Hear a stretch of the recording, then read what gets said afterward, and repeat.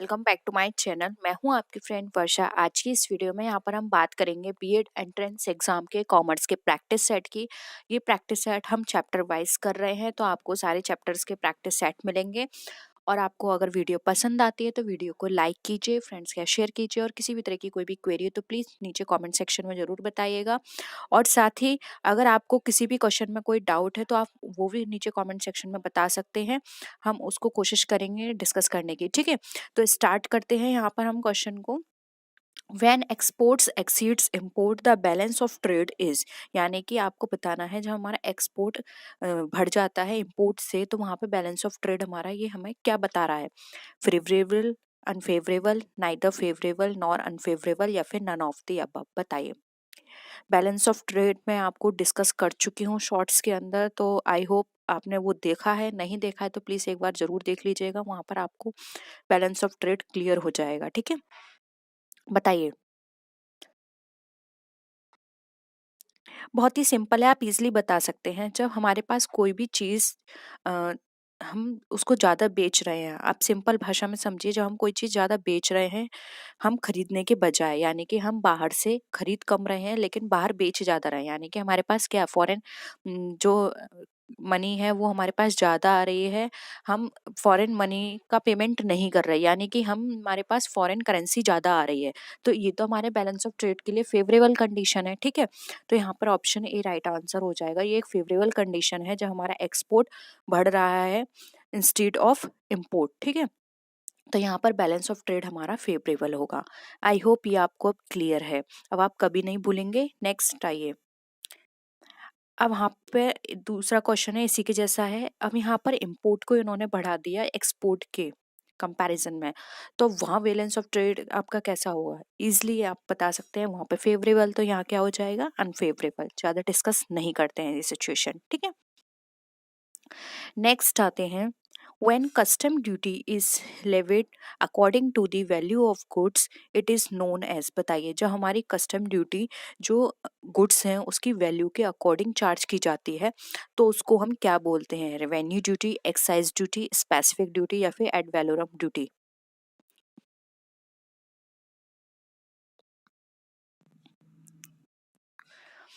बताइए क्या होगा आंसर यहाँ पर। आंसर देखिए हो जाएगा आपका option D, ad valorem duty.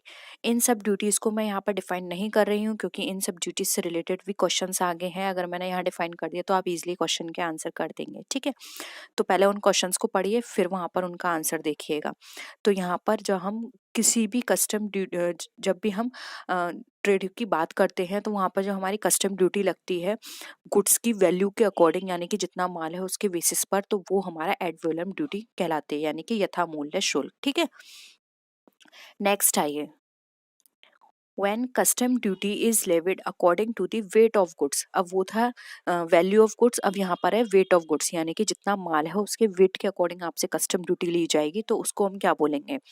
Revenue duty, excise duty, specific duty. अब ये तो यहाँ पे कट गया, ठीक है, इसका तो डिस्कस ही करना बेकार है। बताइए क्या होगा आंसर।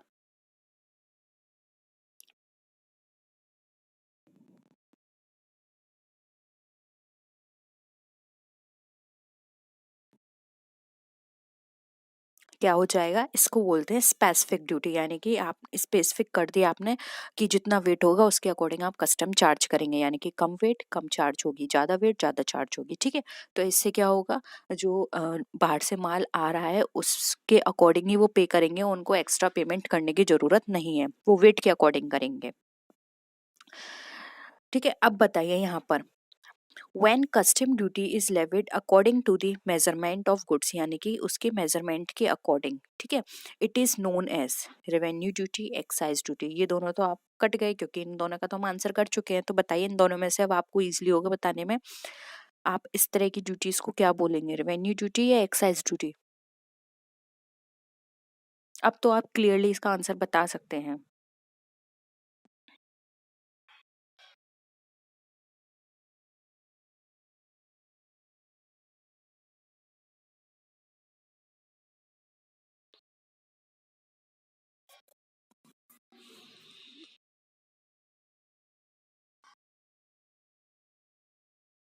बताइए। देखिए यहाँ पर मैं आपको थोड़ा सा करेक्शन कर दूं। यहाँ पर जब हम मेजरमेंट की बात कर रहे हैं, मेजरमेंट, और यहाँ पर हमने पहले क्या बात की थी, वैल्यू ऑफ गुड्स की बात की थी, और फिर हमने बात की थी वेट ऑफ गुड्स की। तो देखिए मेजरमेंट ऑफ गुड्स और वेट ऑफ गुड्स दोनों को एक में ही कंसिडर करते हैं ये लोग। इसलिए जब भी मेजरमेंट की बात आएगी, जब भी वेट ऑफ गुड्स की बात आएगी, तो दोनों के लिए यहाँ पर स्पेसिफिक ड्यूटी लगती है। ठीक है, तो ऑप्शन सी यहाँ पे राइट आंसर हो जाएगा। ठीक है, आप थोड़ा करेक्शन कर लीजिएगा। नेक्स्ट है इम्पोर्ट प्रोसीजर बिगिंस विद। अब जो इम्पोर्ट प्रोसीजर है वो कहाँ से शुरू होता है, मेट रिसिप्ट से, मरीन इंश्योरेंस से, इंडेंट से, या शिपिंग से, बताइए। ये सब मैं आपको बता चुकी हूँ कि मेट रिसिप्ट क्या होती है।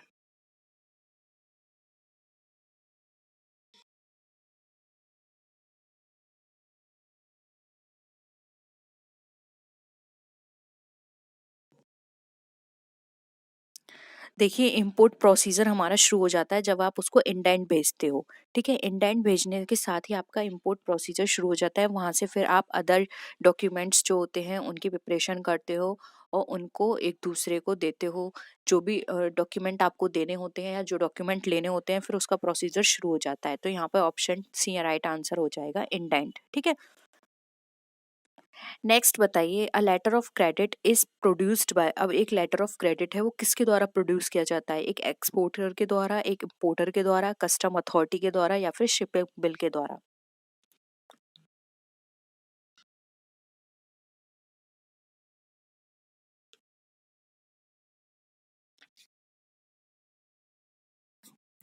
बताइए। देखिए यहाँ पर तो आपको जो ऑप्शंस दिए उसके अकॉर्डिंग आपको बताना पड़ेगा, लेकिन मैं आपको थोड़ा सा करेक्शन कर दूं। यहाँ पे जो लेटर ऑफ क्रेडिट जो है वो एक इम्पोर्टर की बैंक प्रिपेयर करती है, एक्सपोर्टर की बैंक को देती है। ठीक है, यानी इम्पोर्टर की बैंक के द्वारा एक्सपोर्टर की बैंक को दिया जाता है लेटर ऑफ क्रेडिट। लेकिन यहाँ पे सिर्फ इनके नाम दे रखे हैं, बैंक के बारे में कोई भी यहाँ पर इन्होंने नहीं लिख रखा है, इसलिए हम बोलेंगे एन इम्पोर्टर। ठीक है, नेक्स्ट क्वेश्चन है एग्जिम बैंक प्रोवाइड्स। अब एग्जिम बैंक जो है वो क्या प्रोवाइड करती है, इम्पोर्ट सॉरी एग्जिम बैंक किसको प्रोवाइड करती है, इम्पोर्टर को, इंडस्ट्रीज को, एग्रीकल्चर को, या फिर ट्रेड को, बताइए।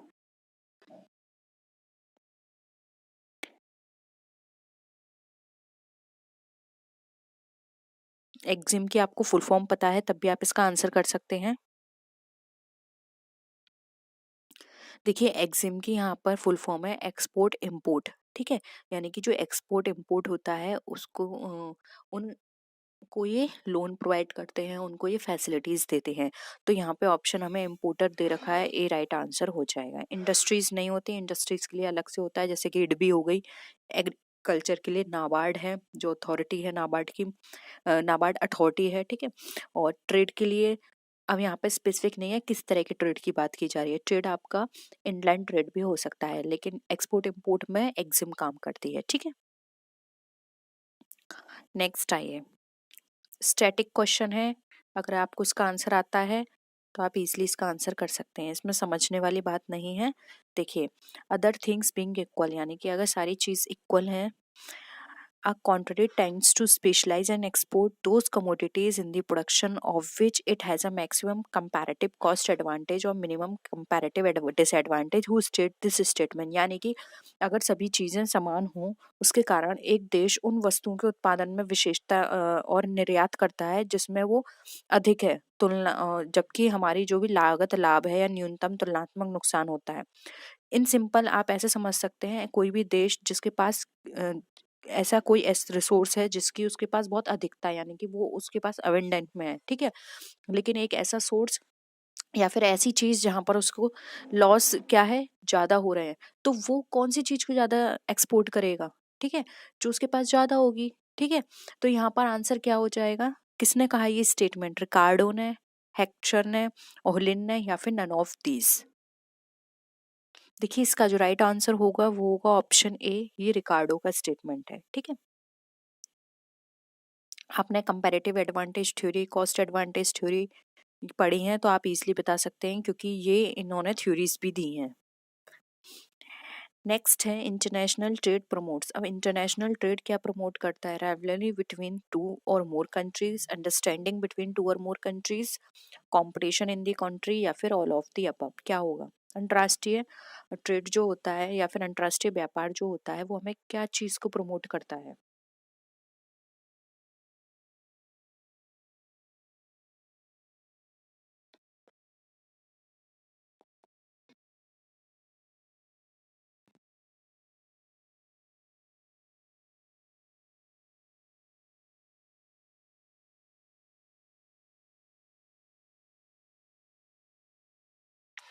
देखिए यहाँ पर राइट आंसर हो जाएगा सी, क्योंकि देखिए ये जो ऑप्शन है, ये वाला ऑप्शन थोड़ा नेगेटिव एस्पेक्ट में आ रहा है, इसलिए ये नहीं होगा। राइवलरी सिचुएशन नहीं होती इनके बीच में, ठीक है। हम एक पॉजिटिव वर्ड यूज कर सकते हैं जो कि होता है कंपटीशन, ठीक है। इन कंट्रियों के बीच कंपटीशन होता है कि हमारा ट्रेड ज़्यादा होगा या हमारा ट्रेड इससे हम इसका बैलेंस ऑफ ट्रेड या बैलेंस ऑफ पेमेंट जो है वो हमारा इससे बेटर होगा, फेवरेबल होगा। तो ये कंपटीशन करते हैं आपस में कंट्रीज, ना कि एक दूसरे के साथ राइवलरी सिचुएशन रखती हैं, ठीक है। तो कभी भी आपके ऑप्शन में कुछ ऐसे ऑप्शंस दिए हों जो कुछ नेगेटिव एस्पेक्ट बता रहे हो, कुछ पॉजिटिव, तो हमेशा पॉजिटिव एस्पेक्ट पे क्लिक कीजिएगा, क्योंकि कोई भी कंडीशन, कोई भी चीज़ हमें नेगेटिव चीज़ें नहीं सिखाती या नेगेटिव चीज़ करना नहीं हमें प्रमोट करती, ठीक है। तो यहाँ पर इसका ऑप्शन जो हो जाएगा सी हो जाएगा, कंपटीशन इन दी कंट्री। क्योंकि यहाँ पर जब ये वाला ऑप्शन कट गया, अब सेकंड है understanding between two or more countries. तो यहाँ पे अंडरस्टैंडिंग की बात की जा रही है, लेकिन किस चीज़ की अंडरस्टैंडिंग, ठीक है। यहाँ पे ये स्पेसिफाई नहीं करे, क्योंकि ये भी ऑप्शन हो सकता है, लेकिन ये लेस हमें इससे कनेक्टेड लग रहा है, जबकि ज्यादा कनेक्टेड कौन सा ऑप्शन लग रहा है, कंपटीशन इन दी कंट्री, ठीक है। तो ऑप्शन सी राइट आंसर हो जाएगा। नेक्स्ट क्वेश्चन देखिए, if a country has dash trade terms of trade then it will claim a large share in the distribution of grains. बताइए। Grain की जगह gain कर लीजिएगा, आप आर हटा दीजिए, गेन, ठीक है। अगर किसी देश में डैश व्यापार के मामले में, तो यह वितरण में बड़े हिस्सेदार का दावा करता है, जो भी उसको लाभ हुआ है उसमें बड़े हिस्से का दावा करता है। बताइए क्या, favourable, unfavourable, both and B, या फिर नन ऑफ दीज।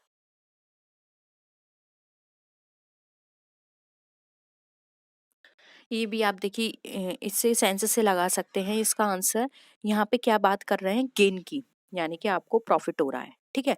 अब प्रॉफिट में क्लेम करेंगे, यानी कि आपकी सब सिचुएशंस अच्छी चल रही हैं, आपका ट्रेड अच्छा चल रहा है।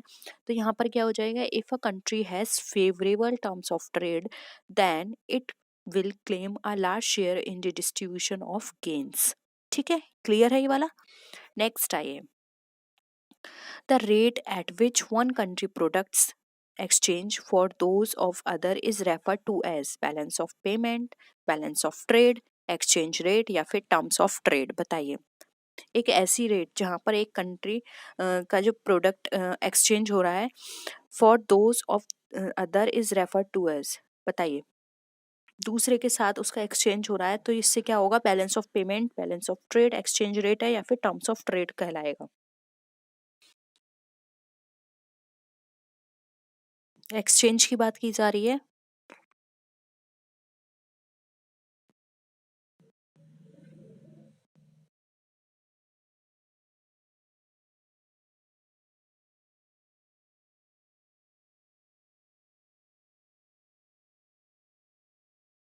देखिए ये हमारा एक्सचेंज कर रहा है एक ऐसी रेट पर, तो ये तो हमारी एक तरह से क्या हो जाएगी, एक्सचेंज रेट हो जाएगी।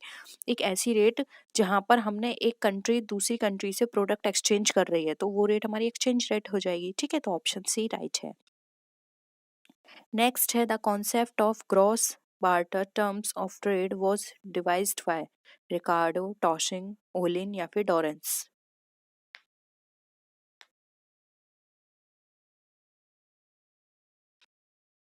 जो gross barter terms of trade था उसका कॉन्सेप्ट किसने दिया था?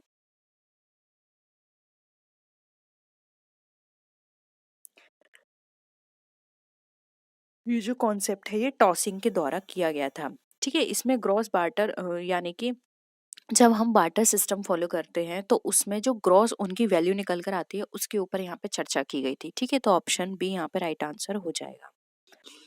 नेक्स्ट क्वेश्चन देखिए, as an instrument authorising a person to draw a bill और cheque for a specified sum on the issuing bank at a stipulated time क्या होगा ये हमारा? बिल ऑफ लेडिंग है, बैंक ड्राफ्ट है, लेटर ऑफ क्रेडिट है या फिर टेलीग्राफिक ट्रांसफर है? बताइए।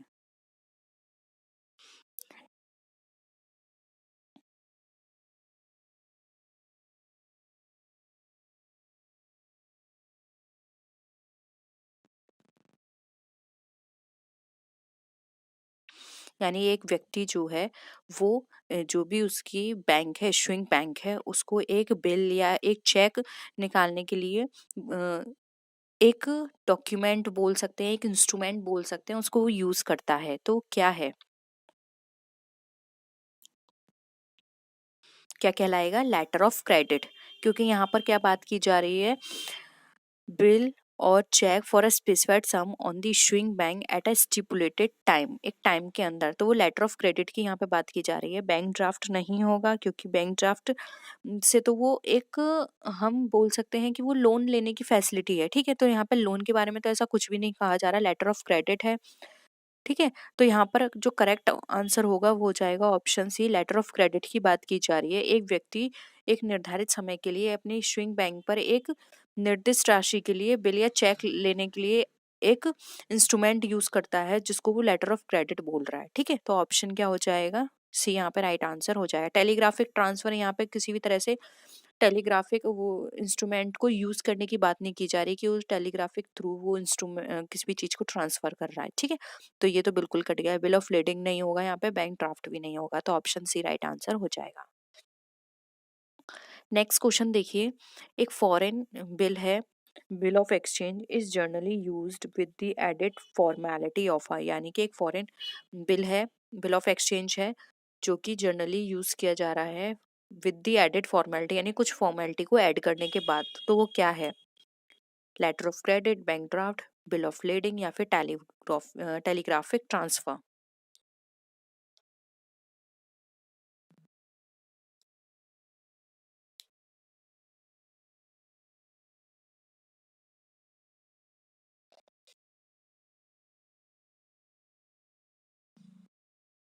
अगेन ये क्या बात कर रहा है? फॉरेन बिल ऑफ एक्सचेंज की। ठीक है, used with the added formality of. अब यहाँ पे मैंने, अभी आपने देखा था, मैंने स्टार्टिंग में बात की थी लेटर ऑफ क्रेडिट की, जहाँ पर वो क्या कर रहे थे? इम्पोर्टर एक्सपोर्टर, इम्पोर्टर की बैंक एक्सपोर्टर की बैंक को दे रही थी। ठीक है, तो यहाँ क्या है, हो गया फॉरेन बिल ऑफ एक्सचेंज हो गया, जो कि कुछ फॉर्मेलिटी के साथ उसको एक्सचेंज किया जाता है, उसको यूज किया जाता है। तो यहाँ पे ऑप्शन ए राइट आंसर हो जाएगा, letter of credit. Bank draft हमारा फॉरेन एक्सचेंज के लिए पर्पज से नहीं होता है, बिल ऑफ लेडिंग नहीं होता है, टेलीग्राफिक ट्रांसफर तो यहाँ पर बिल्कुल नहीं होगा, इसलिए यहाँ पे ऑप्शन हो जाएगा A, letter of credit. Next है, the foreign exchange market is a place where foreign money are brought and sold, whose statement is this? यानी फॉरेन एक्सचेंज मार्केट एक ऐसा प्लेस है जहाँ पे जो फॉरेन मनी है वो लाई जाती है, बेची जाती है। डेविड रिकार्डो ने कहा है, किंडल बर्गर ने कहा है, ओलिन ने कहा है या फिर हेक्सर ने कहा है? बताइए।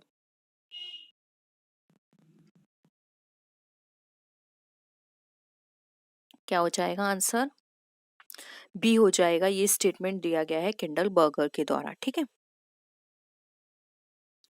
नेक्स्ट है, the theory explaining the determination of exchange rate between countries which are on the same metallic standard is known as. यानी कि एक ऐसी थ्योरी जो कि एक्सचेंज एक्सप्लेन कर रही है आपको एक ऐसा डिटर्मिनेशन ऑफ एक्सचेंज रेट, यानी कि एक ऐसा एक्सचेंज रेट को बता रही है जो कि कंट्रीज के बीच में यूज होता है, जो कि सेम मेटालिक स्टैंडर्ड का है।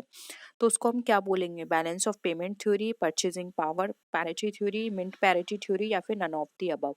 सारी थ्योरी मैं आपको एक्सप्लेन कर चुकी हूँ, तो आप इजीली बता सकते हैं वो कौन सी थ्योरी है जहाँ पर एक सेम मेटालिक स्टैंडर्ड के यूज की जाती है जब हम किसी भी एक्सचेंज रेट को डिटरमाइन करते हैं कंट्रीज के बीच में। बताइए। शॉर्ट में मैं डिस्कस कर चुकी हूँ ये थ्योरी। ये कहलाती है हमारी mint parity theory. Mint parity theory में एक बताया जाता है कि जब हम कंट्रीज के बीच में एक्सचेंज की बात करते हैं, मनी एक्सचेंज की, तो वहाँ पर एक सेम मेटेलिक स्टैंडर्ड यूज किया जाता है, और वो हमारा जिससे हम इजीली आपस में कंट्रीज एक दूसरे के साथ ट्रेड कर पाए। ठीक है, तो ये हमारी बताती है mint parity theory. Option C यहाँ पे राइट है। नेक्स्ट देखिए, who suggested purchasing power parity as the appropriate level at which the exchange rate is set? बताइए किसने ये सजेस्ट किया है? कैसिल ने, ओलिन ने, रिकार्डो ने या फिर डॉरेंस ने?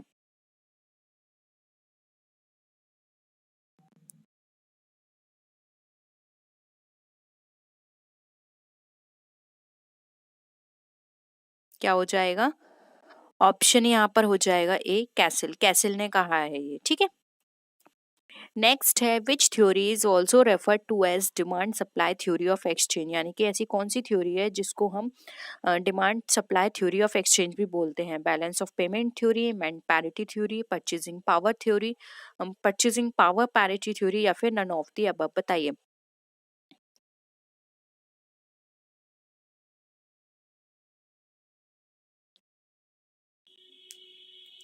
Demand supply theory of exchange की बात की जा रही है तो ये हो जाएगा बैलेंस ऑफ पेमेंट थ्योरी। यहाँ पर मैंने बैलेंस ऑफ पेमेंट में क्या होता है, गुड्स एंड सर्विस दोनों के बारे में बात की जाती है, ठीक है, यानी कि टेंजिबल एंड इनटेंजिबल गुड्स, दोनों तरह के गुड्स के बारे में बात की जाती है बैलेंस ऑफ पेमेंट के बारे अंदर। तो ऑप्शन ए यहाँ पे हमारा राइट आंसर हो जाएगा, जिसको हम demand supply theory of exchange भी बोलते हैं। नेक्स्ट है under the present monetary system of the IMF fixed exchange rate are known as? बताइए। प्रेजेंट मॉनेटरी सिस्टम जो है IMF का, उसमें फिक्स्ड एक्सचेंज रेट को हम किस नाम से जानते हैं?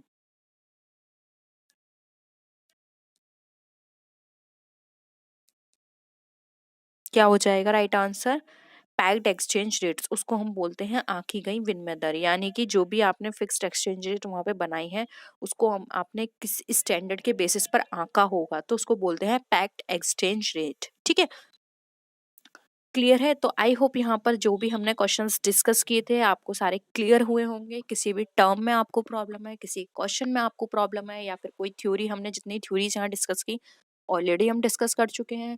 नहीं देखिए तो प्लीज एक बार जाके देख लीजिएगा, नहीं तो हम दोबारा से डिस्कस कर देंगे। लेकिन आपको जो थ्योरीज नहीं आ रही हैं कमेंट सेक्शन में बताइए, तभी हम डिस्कस कर सकते हैं। तो आई होप आपको वीडियो पसंद आया होगा। वीडियो पसंद आए तो वीडियो को लाइक कीजिए, फ्रेंड्स के साथ शेयर कीजिए, और किसी भी तरह की कोई भी क्वेरी हो तो जरूर बताइएगा।